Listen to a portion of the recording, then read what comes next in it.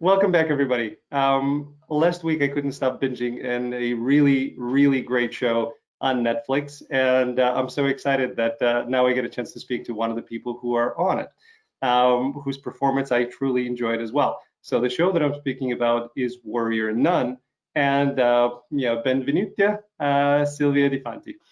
Grazie, ben Good. trovato.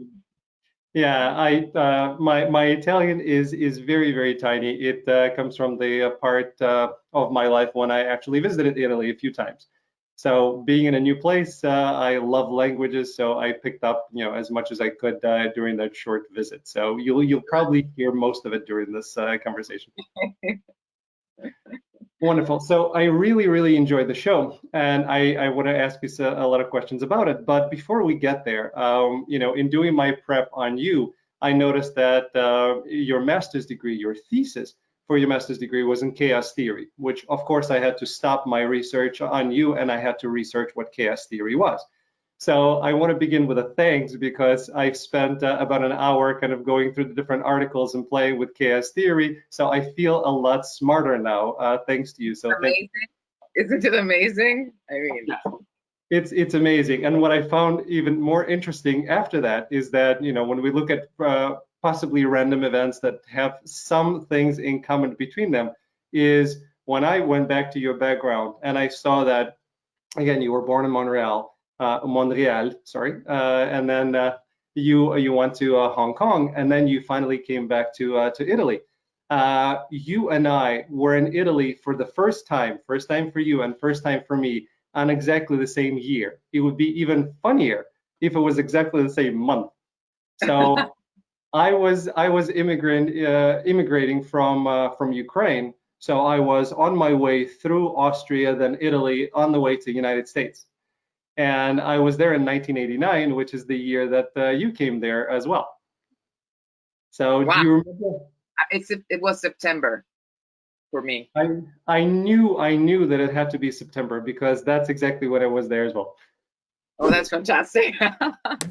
So there's a lot to the chaos theory, and now we just found in all of that randomness, we found that there is some logic behind that. Yeah.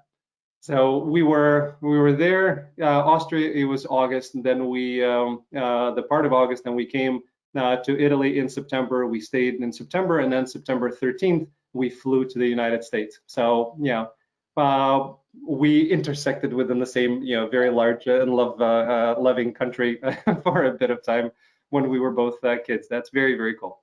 Very, very cool. Anyway, so Warrior Nun. My kids kept on watching me watch it, and they're like, "What is this show? This looks interesting." So I'm not sure if it's exactly for my 11-year-old, but my 16-year-old is definitely going to enjoy it. So Yes. how did that project come about for you? Before I dive into the questions about it. Well, I'm a very lucky actress. I have a wonderful manager, Stacy Castro, and she sent me this audition, and I really loved the material. And I was on a show, so I was on tour, but I found a way to to self tape, and it went immediately well. It was the process then from the audition to the show was very quick.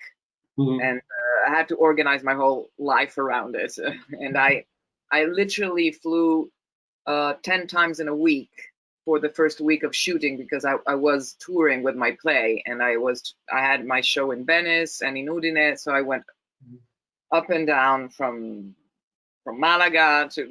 It was complicated, but for the rest of it, a miracle happened. I mean, everything was perfectly matching for the timing. Like, I finished the play and I started the whole second part of the episodes that I were in. So it worked perfectly well.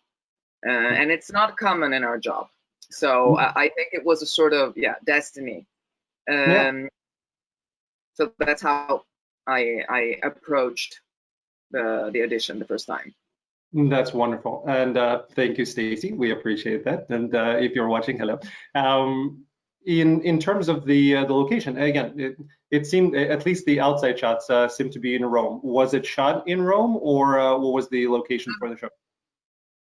It was the whole show was shot in Andalusia, Oh, the okay. south of Spain.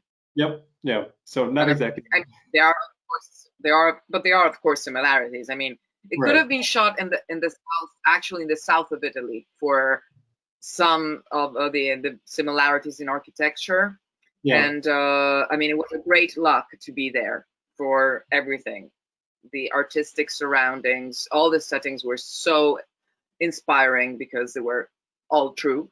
So Yeah. it really helped to be there also in the weekends. So Oh, well, that's nice, and it's really beautiful. Again, a lot of the shots are just gorgeous in terms of the architecture, in terms of the nature around it. It was really, really pretty.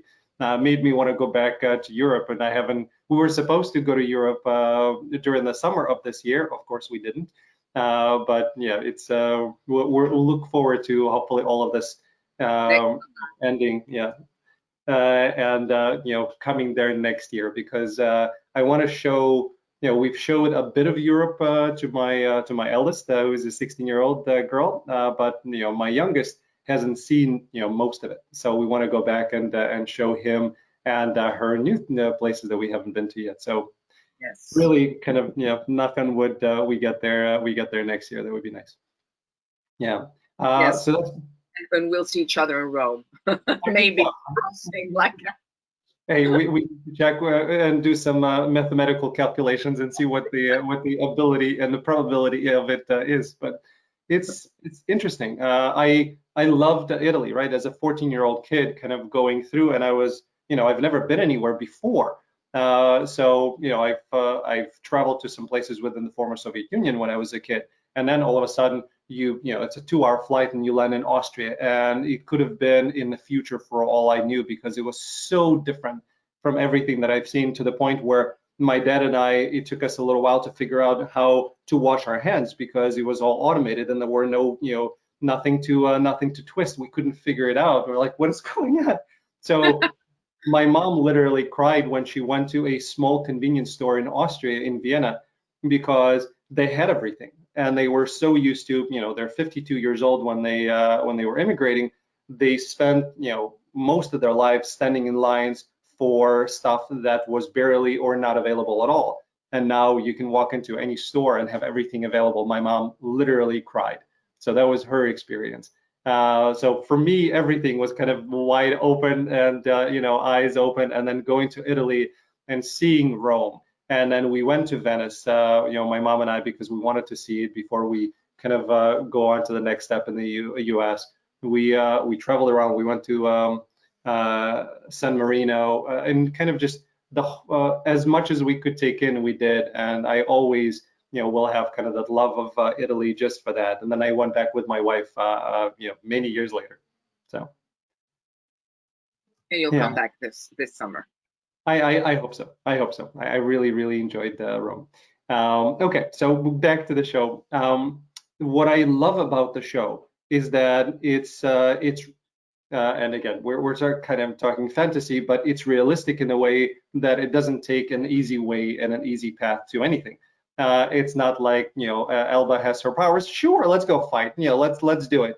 It's no, I want to live my life. I want to, experience things that I haven't had a chance to experience. It's a realistic way of looking at it. And then the show, everything that you're set up to believe is one way, it goes the other way. I'm not going to give anything away, but I really enjoyed not knowing what's going to happen and being surprised with the things that I thought it was going towards, and it didn't.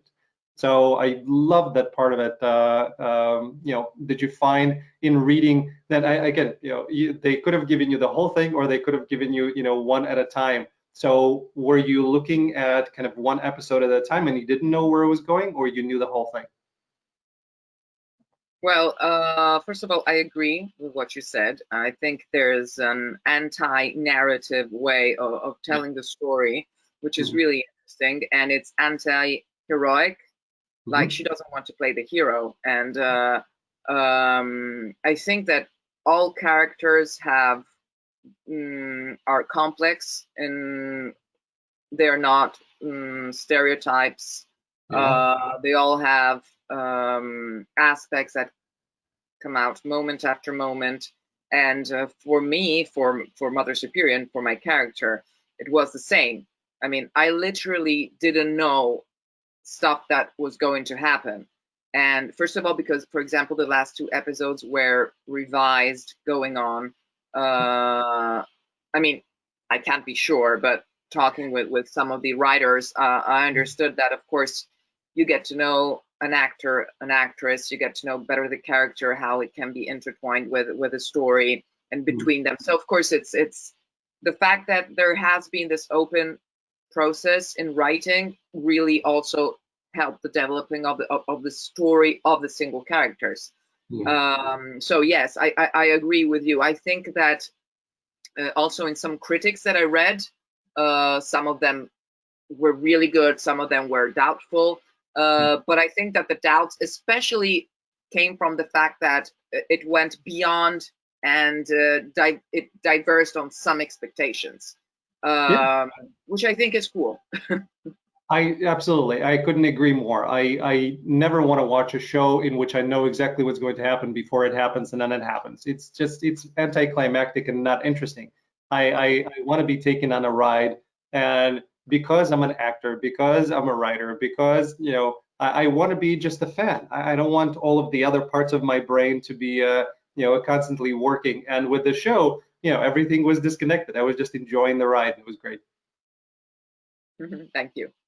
You're very welcome. But from an acting perspective, right? So thankfully you didn't know some of the things, and it allowed you to discover, them as the character, because the character that you play, Mother Superior, there's a lot of depth to her, and there are layers, and there are things that you kind of get to play with as an actor, and show certain things, and then show that there is a lot underneath that. So it's an interesting role to play. Did you find that as such? I love to play it. It's I mean, the sides of the audition gave me already a lot of indications. Because the first feeling that I had is that I was like, okay, so she has a whole story and a lot going on, but she needs to contain for the role that she has. So she has to be the master, and she has to be very fixed and effortless in her. She doesn't even have to show her power. She's just powerful. And so that means that emotions can be tricky. And the less you show, the more you can control.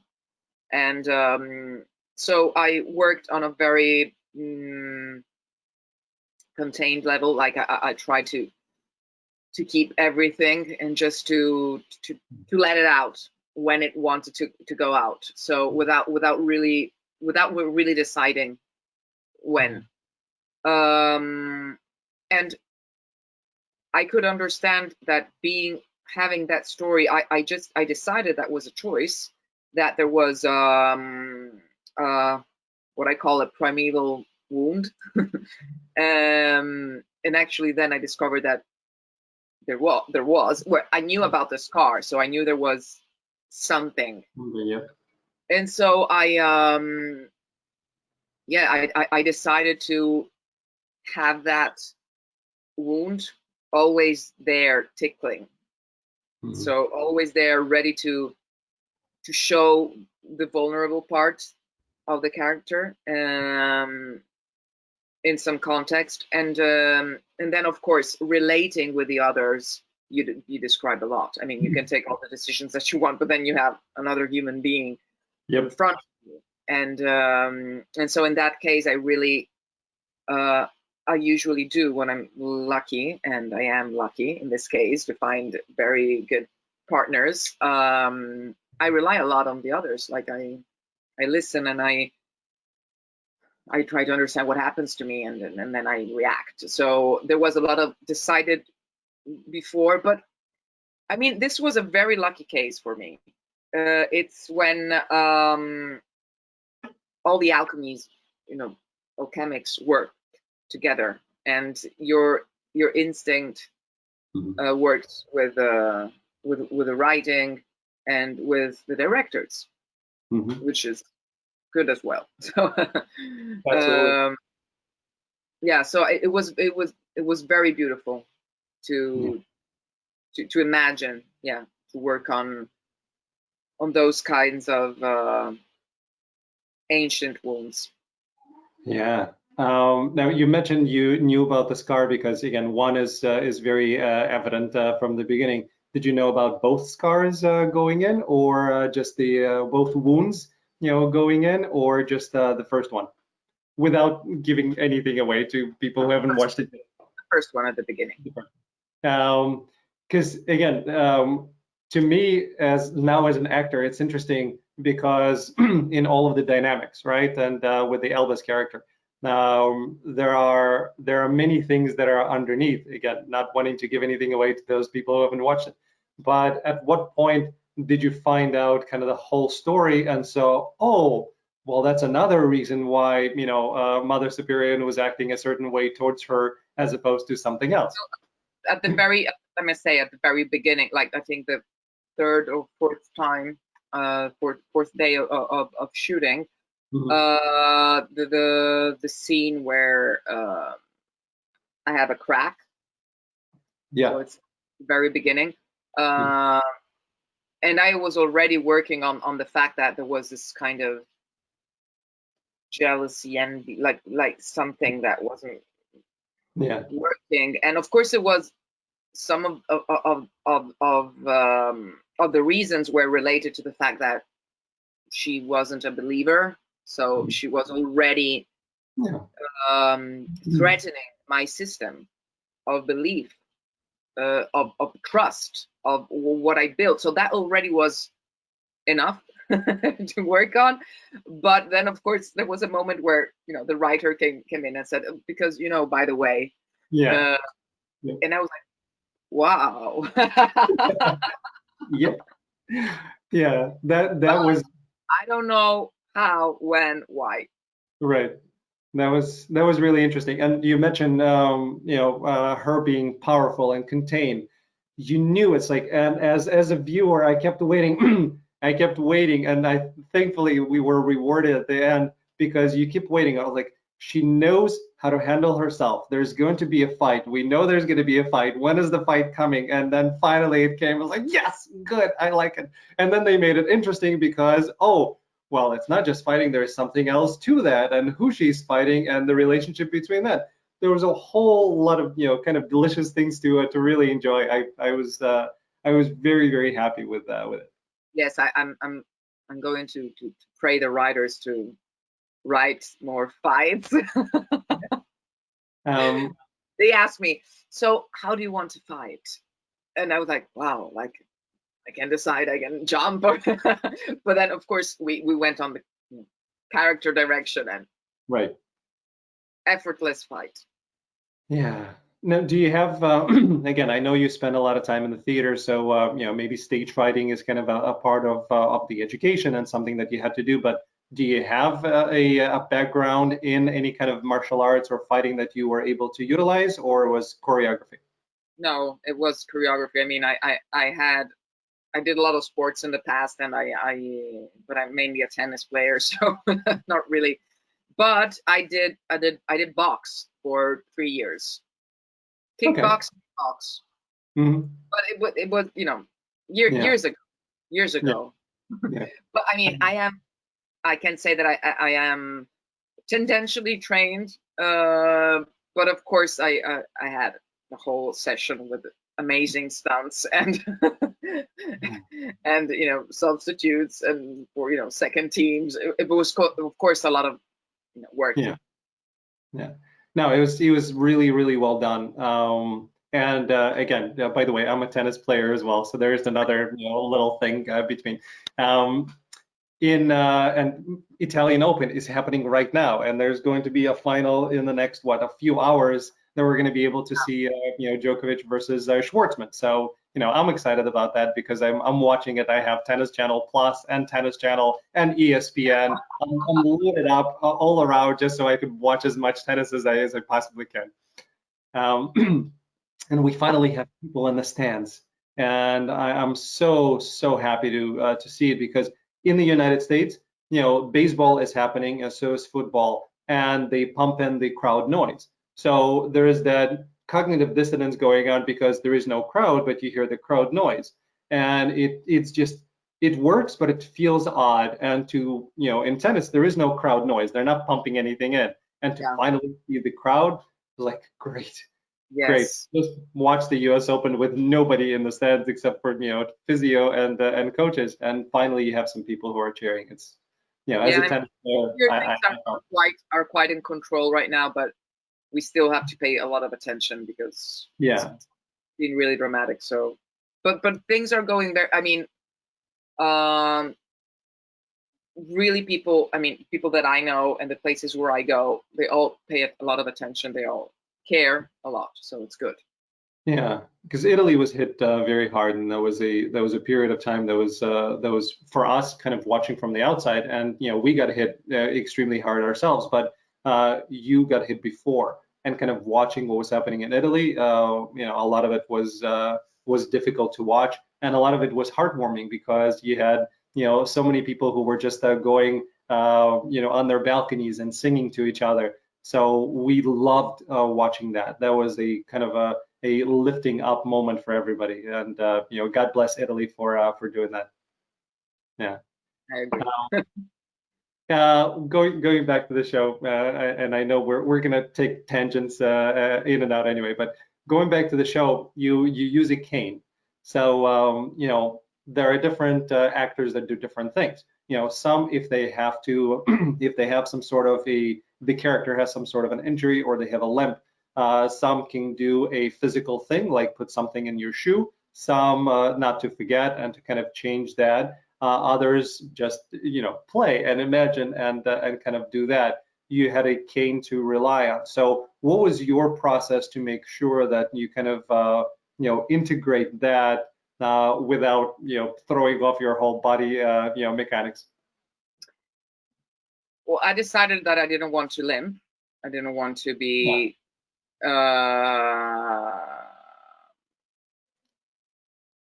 well, first of all, there's a secret. I do have a tutor that I often use on. So it's like I used to have a wound there, so it was easy to just overlap my biography. So I just walked with a cane slowly. I decided it was a tool of power and not of weakness.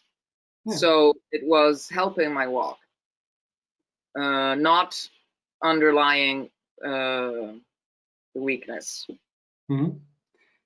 That's how I live personally diseases, as to say. So I think they're always a tool of knowledge. So and then I didn't really know what happened. I guess it wasn't a fight. I decided it wasn't a fight, but then I was like, yeah, but maybe things can change, and I don't want to. And luckily, because then it became my weapon. Yep. So it was perfect. Yeah, from the viewer perspective, because again, you see a person with a cane, but they're not limping. So you're, immediately you have that question in the back of your mind, okay, what is that? And then you see it being used as a weapon, and you're like, okay, that makes sense. So it's again, another thing that adds to making the show interesting, because it's not, two-dimensional. It's really kind of adds all sorts of things there. I have to tell you this, sorry, because there was also another thing that when I was a child and I started dance, classic dance in Hong Kong, I was in a very, very prestigious school, like the British School of Dance. Like it was like a huge institution.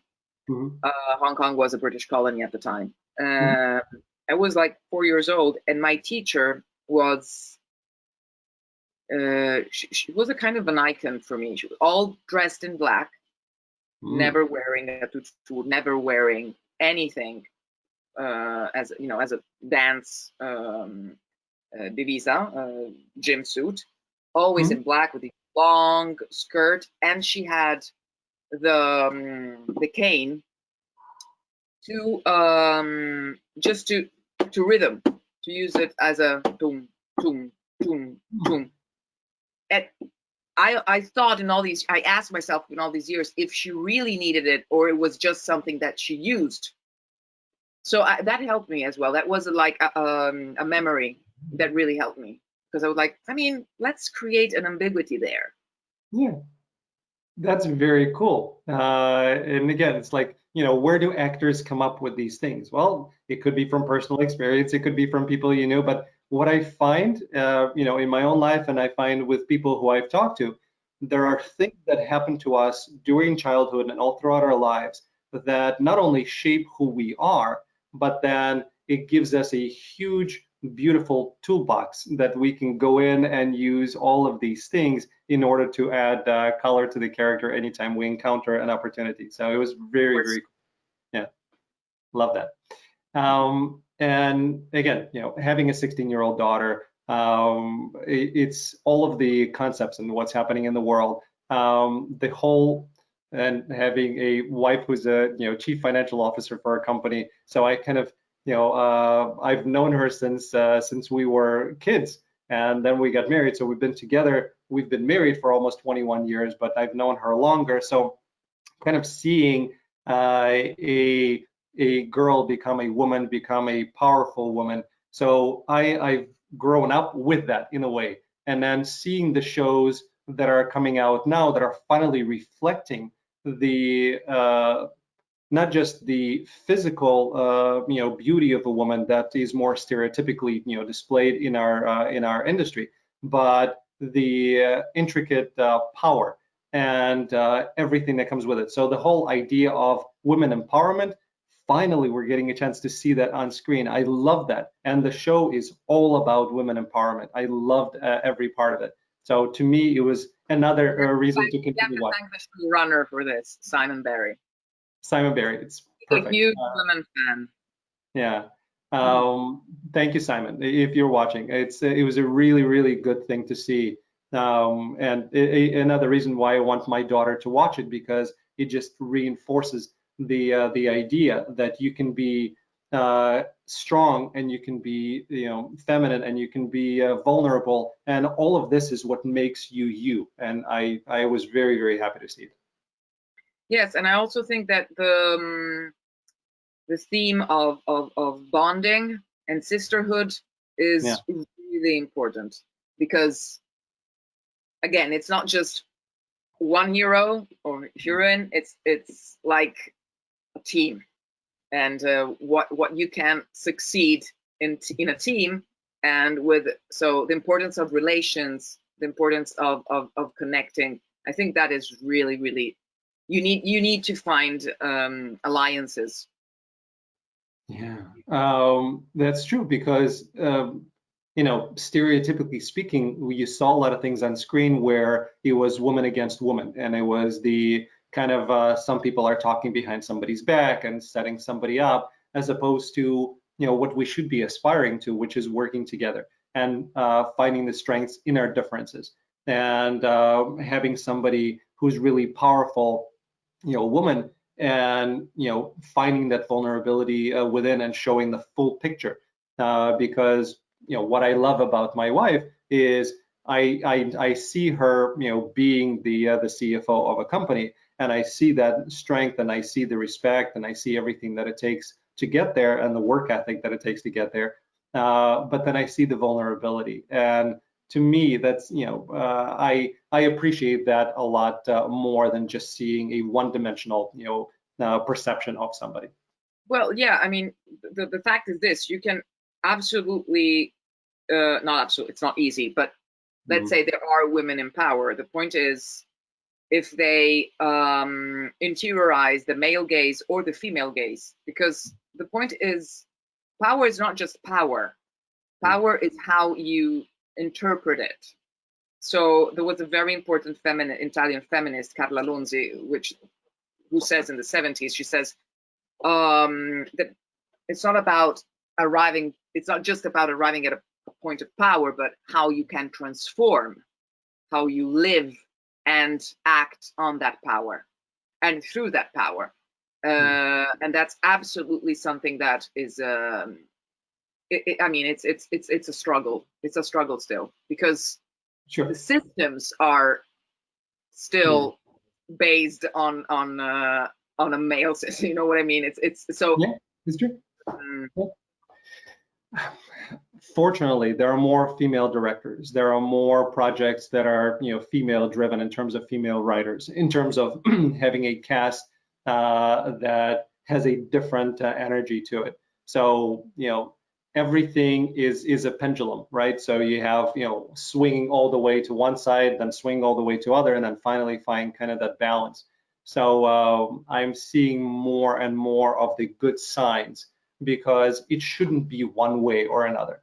The beautiful part and the shows that I truly enjoy are the shows that are showing the society the way that it is, and they're showing all colors, all genders, all types of people. I want to see that, because and especially when it shows things that we can strive to, which is acceptance and love and understanding of each other. That is where we need to go as a society, as opposed to just showing the things that people like to watch on TV, and what's usually displayed on the news in the United States, which is all sorts of chaos. Is this person murdered, this many people died from this disease. It's erasing everything to a power where it's not allowing us to grow, but it's fear-based. So I want to watch the shows that are allowing the society to kind of move forward in a positive manner, as opposed to just the negative, hit you over the head. Right. Yeah. So it was a really, really good show. It sets so many things up for season 2. I love that. Do we know anything in terms of season 2? Has Netflix picked it up? We don't know yet. Yeah. I mean, there was some release on that. Warrior Nun season 2. It's happening on Instagram, on the newspaper. But Yeah. Once again, we'll just keep our fingers crossed. Right. But I loved it. And there are many, many areas to explore in season 2. They set things up. They turned everything on its head. I really, really liked it. And tonight, right? So this past night, as I was dreaming, again, my brain is actively thinking of what we're going to be talking about. So in my dream, it kind of interpreted everything and kind of put things in place with person with a halo and like the whole mix. And when I woke up, with the alarm for my dream, I was still very much in that mode.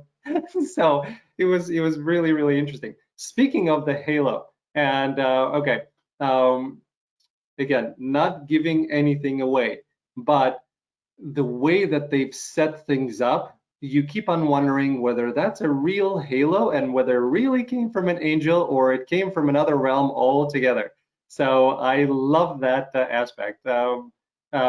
Without giving anything away, that any of that kind of permeate with through the writing process. Did they raise anything from just within the actors themselves? I don't know.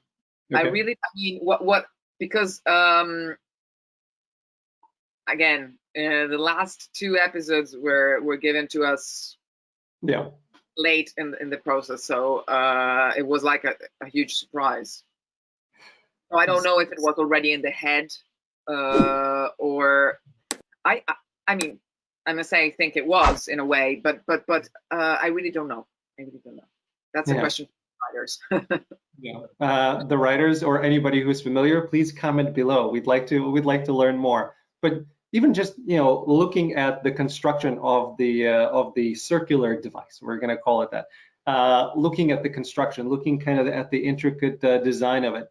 There is the way that a celestial material would look like, and then there is a way where a non-celestial material would look like, no matter the shape or the glow behind it. So if from the very first kind of episode, I thought, is it coming from one place or another? They keep calling it Halo, but I have a different feeling about it altogether. So it's hopefully it's something that they get a chance to explore and play with in season 2 and beyond. I'm sure they will. Perfect. So that covers kind of the warrior nun part, but I wanted to learn more about you as an actress because you've done a lot of theater and you've worked all over Europe. But I want to go back for a second before that. So I know where you studied, and you studied in France, you studied in Italy, and you were doing kind of acting as a part of your study when you weren't studying chaos theory or complex identity. When did you know that acting was your fit and something that you want to do for the rest of your life? It was when I was in Paris during the Erasmus program.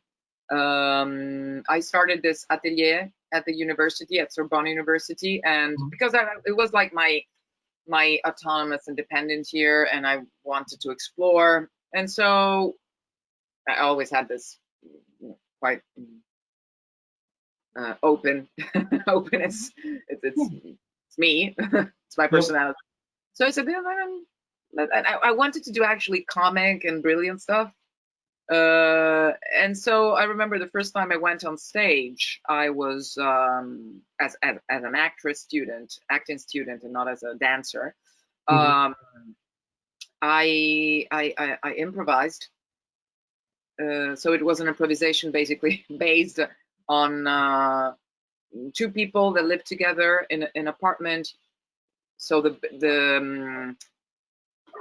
plot was this: you get into the room and you discover that there's another person living there now. Okay. And I just got in the room and I started to smell onions, like, and when I was doing that, people started laughing, and I was like, it was, and they told me afterwards, it was brilliant because you didn't talk at all. And for me, it was normal. First of all, because I was learning French, so it wasn't like, okay, I'm going to speak French.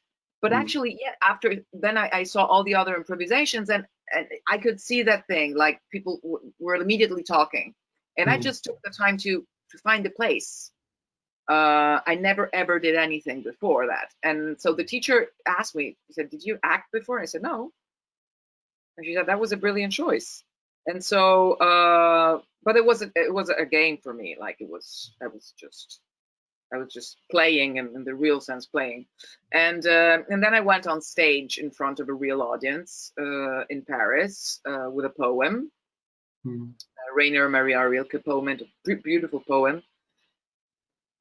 And when I went off the stage and there was the applause, I felt like this fire and adrenaline, and I was so excited and worried, because then I understood that was my future. Oh, okay. Yeah. And I came back to Rome and I called my amazing actor friends. I was very close to Pier Francesco Favino at the time. He's a very, he just won the Coppa Volpi Venezia, and he was already a working actor. And he told me, okay, just stop, don't go any schools. I'll tell you, the teachers, American teachers that come here that you have to follow. So I immediately started with a good foot, talking about the training, talking about my education in acting. So American, English teachers, all kind of methods, and I immediately started working in a company in theater. So I threw myself in it while I was studying. I mean, I slowed down that part a little bit, but I just went. And I also had some results at the beginning. So, I auditioned and I got the roles. So I was in my 20s.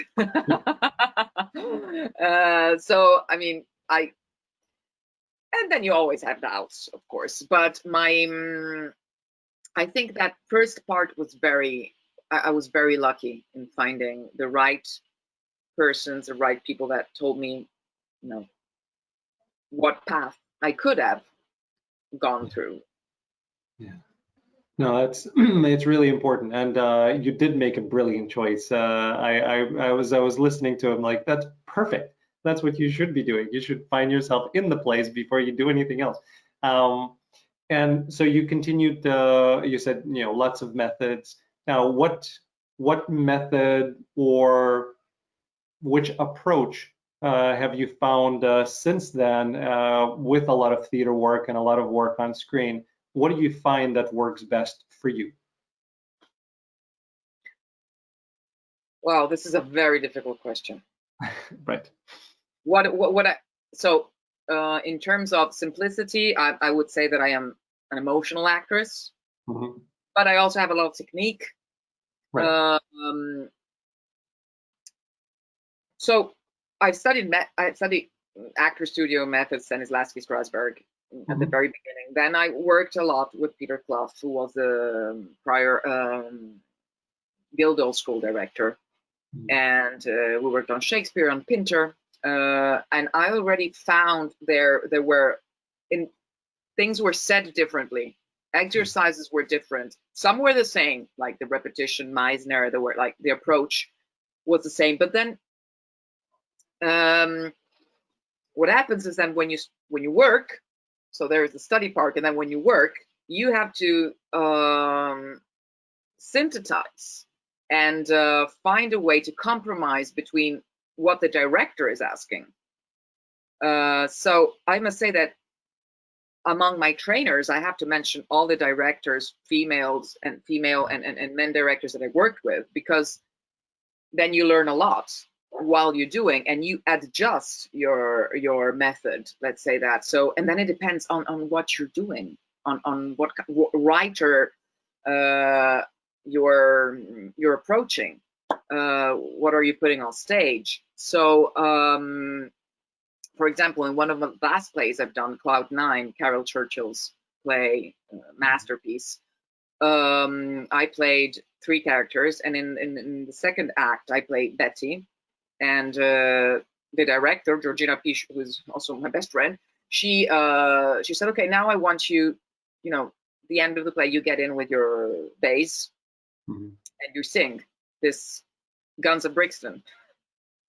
And I am this very, very elegant bourgeoise woman in her 60s with this huge wig and the Margaret Thatcher wig, and I come in with I mean, it's crazy, it's surreal, so completely unrealistic.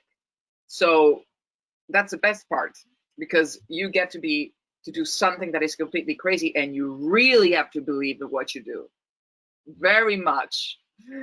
So yeah, I'm in a park playing bass, Guns of Brixton, in my high heels and my Margaret Thatcher wig, and it's so much fun. So I'm saying this that because it's not that I don't want to answer about a method, but I really there are a lot of connections. What I can say is that your instrument has to be open. Yeah. So relaxation, absolutely the fundamentals. So basics and fundamentals are relaxation, chair, or whatever you want to do with it. I do chair normally. Sometimes I don't have time, I do something else, but going back to that always, and allowing your instrument to be inspired by your partners, what you have around, the writing, the dreams, as you said before. That's a very, very important, unconsciously things start happening. It's a process. You're not always lucky. You can't always have that time. Always less, let's say, talking about the stage especially. So it depends on, obviously, on what you do, but I've been very lucky. And I really worked with very traditional directors in Italy, Commedia dell'arte, body and pump, stillness, and very important voice in method, and just. But it's amazing how things then get together. I studied Lecoq. I mean, the whole body is really, really, really important. Really. I agree. Yeah, I was all in my head, right? I'm highly analytical, so everything was filtered through here, and the body was almost disconnected in a way.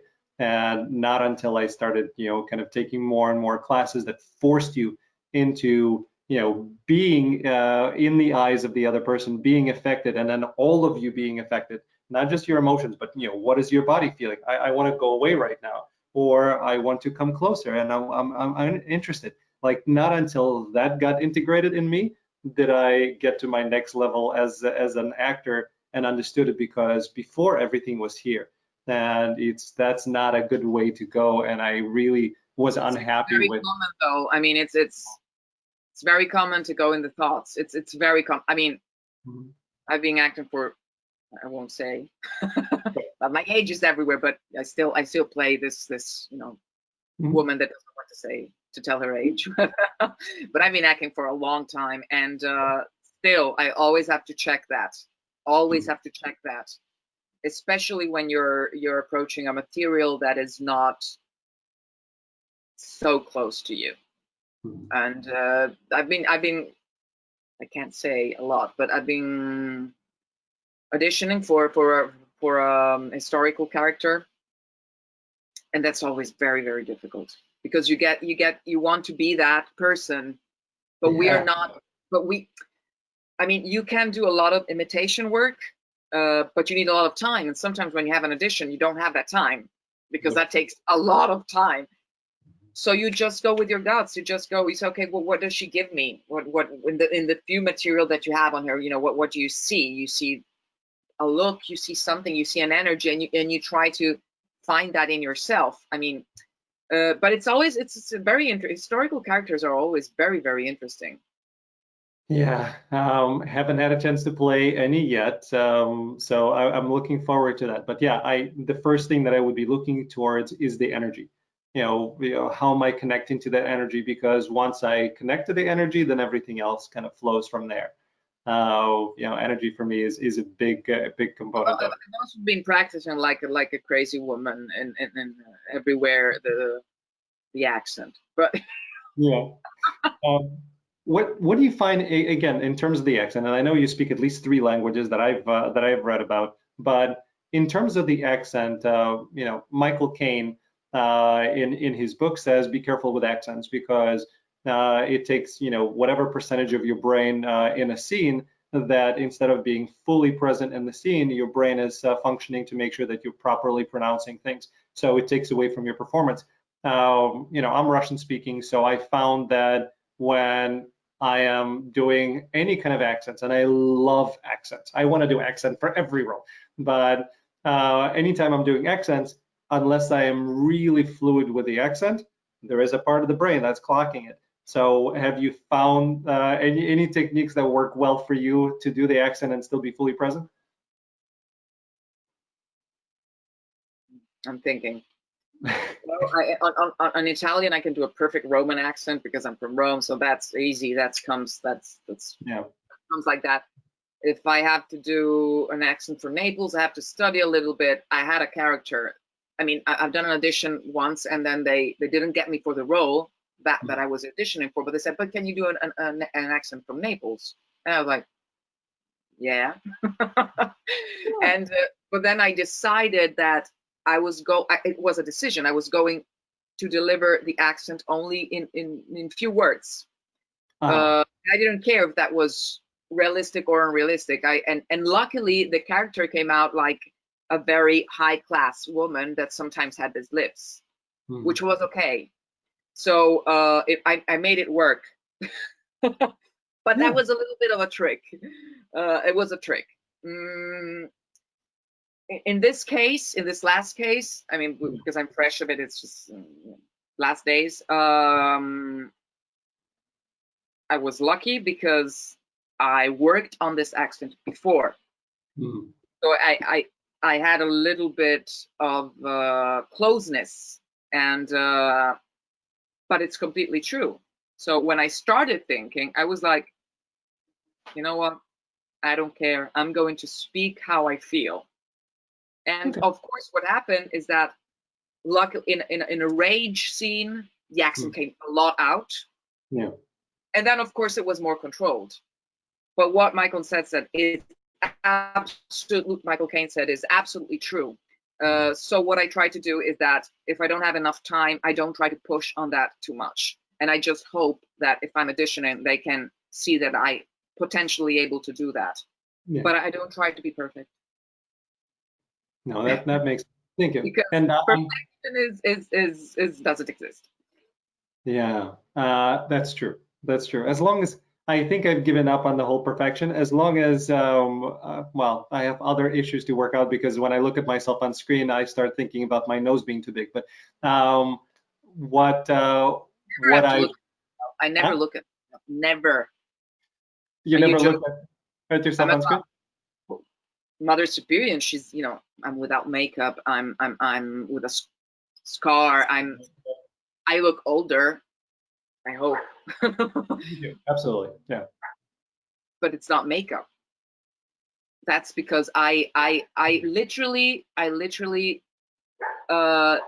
it's a huge exercise, a huge one. I literally gave up vanity. Which is the first enemy yeah. of acting. Yeah. And I'm not able to do that. And that was the first thing that when I saw the show, that was the first thing I noticed. Like I was like released, because I was like, wow, okay, I'm really dope, because of course I found myself and was like, oh my god, oh. Yeah. In some moments, I mean, I really didn't like me as a, you know, from a beauty perspective, but that made me happy, because I was like, I don't care, because it just, you know, it's working, and that's a lot of people's and actors and actresses' enemy. But in my case, I must say I really have to check that out a lot, because the eyes from the outside are like, no. Yep. So the only nose, by the way. You don't have a big nose. It's in some, like, you know, right, in some scenes where I'm looking at a different shots, like, oh, that's a big nose, or when I'm, you know, laughing, then I notice that I have a gummy smile, and I immediately start thinking, okay, well, I need to work on how I can relearn how to properly smile without showing all of my gums, and then all of that stuff goes out the window. But as basically what I look for is, does it seem truthful? Do I buy myself as that character? And as long as I do that, then I'm okay. Everything else I can let go of. And you know, yeah, few times it happens. Other times I don't know.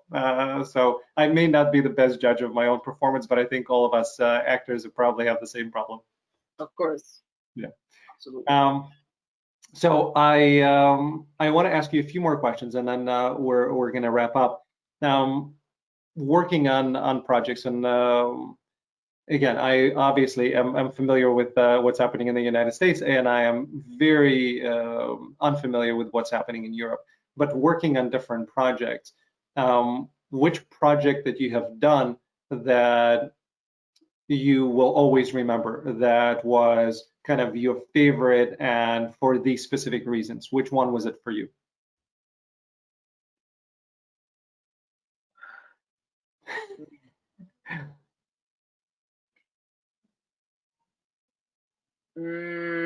Well, the television speaking, of course, Warrior Nun, of course, on all levels, Yeah. Like how it's also important how you feel doing something. And I always felt a great atmosphere, and a lot of complicity on set. I mean, it really, so that is really important. You could feel it was just, you know, a great thing going on. And I mentioned it before, Cloud9, I think, that play, because it's, first of all, it's an amazing play, and the writing is sublime, and I learned how to play the bass. Very basic, but I love to sing. So each time that I have the chance to sing on a show and a performance, it's a great gift for me. Yep. So, and then it's also the first important play of my company.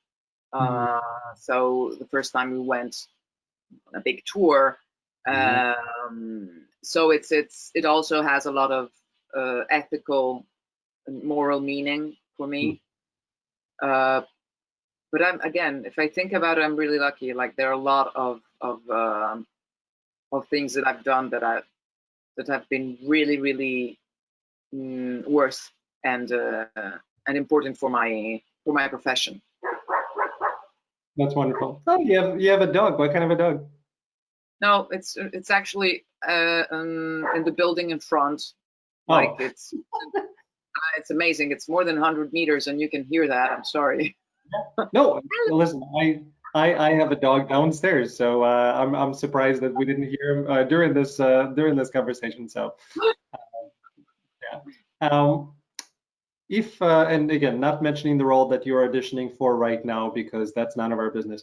But in terms of, is there a project that you're seeing on screen, whether it's TV or film, that you think, oh, God, I would be perfect for that. I wish I was cast in it, or I wish, as it continues, I would be cast in it. Is there a project like that for you?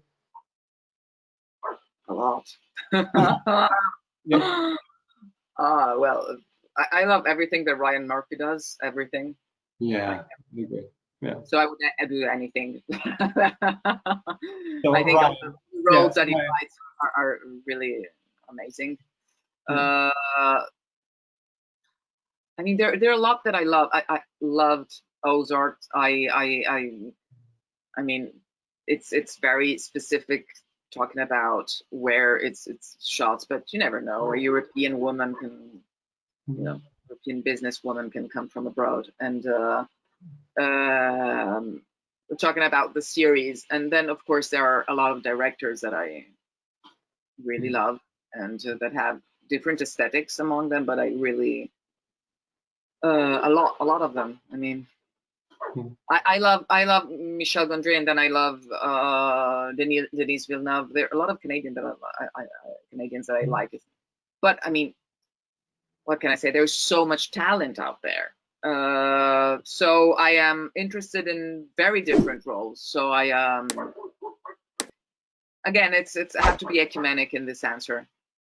No, there's a lot that yeah. Again, I thought about that question for myself, so I can pinpoint a few things, but absolutely, it's a wide open spectrum because there are so many things that I enjoy that I would love to be a part of. Absolutely. Yeah, and then you learn, and then you really there's all everything is a lesson. So it's right. Yep. And have you had a chance, again, kind of looking at IMDb, but have you had a chance to shoot in the US or Canada? No, not yet. Okay, well, Stacy, if you're still listening, let's see if we can get Ryan Murphy on the phone and get some some roles for Sylvia. Perfect. Yeah, she's working on it. Good. Thank you. Appreciate that. All right, last question for you. If you had a chance to go back in time, and we're not going to mention how many years that would be, but to speak to a young actress who just started, yourself, and give yourself one piece of acting advice, what would that advice be? Advice about what I didn't do? Just advice from your perspective right now on acting, something that you would give to a younger version of yourself that would help you along the way. Never ever threaten your life saying, if I don't achieve this in this time, I'll stop acting. Yeah. Never. Yeah. Never. Always give yourself the chance. Yeah. Always. This is very, very important because I did that a lot. I was always, it's good to challenge yourself, to say, I want to do this and I want to do that. And, but sometimes I used to trick myself in that and say, in the next 2 years, I want to be the lead in this Paolo Sorrentino's movie, or something. And then you cross paths, with these people, and it's actually more interesting than what you dreamt about, or what you thought the achievement was. So each time you think something has to happen otherwise, you're telling yourself that you're loved or this job is not everlasting, and it has to be. That's great advice. Really, really good. It's like loving someone, and you love someone so much, and then you say, "Do you want to get married?" No, because maybe in 2 years we're going to divorce. Maybe that happens, but when you love someone, you just want to stay with that person. Yeah, you have to go in fully, and no offense to anybody who's done this, but I could never understand now living with somebody first on a kind of a trial basis before you decide that you want to be with that person and get married. My perspective was always, if you love the person, if you want to be with them, take the plunge, right? If it doesn't work out, it's not going to work out, but you can go halfway, because halfway you're always looking for reasons to get out, and that's not a good mental state to be in as you're trying to get in a relationship. My Yes. wife and I got married young, and people were thinking, "What the hell are you doing?" And it was like, well, I found the one. I want to be with her. She wants to be with me, and knock on wood, she hasn't thrown me out yet. Got close a few times with all of my acting endeavors, but so far so good. Yep. Well, grazie mille for coming on. I really, really enjoyed it. I appreciate it, and thank you. And thanks to everybody for tuning in into another episode of The Love of Acting. We know you love acting as much as we do, and that's why we do this for you. Thank you.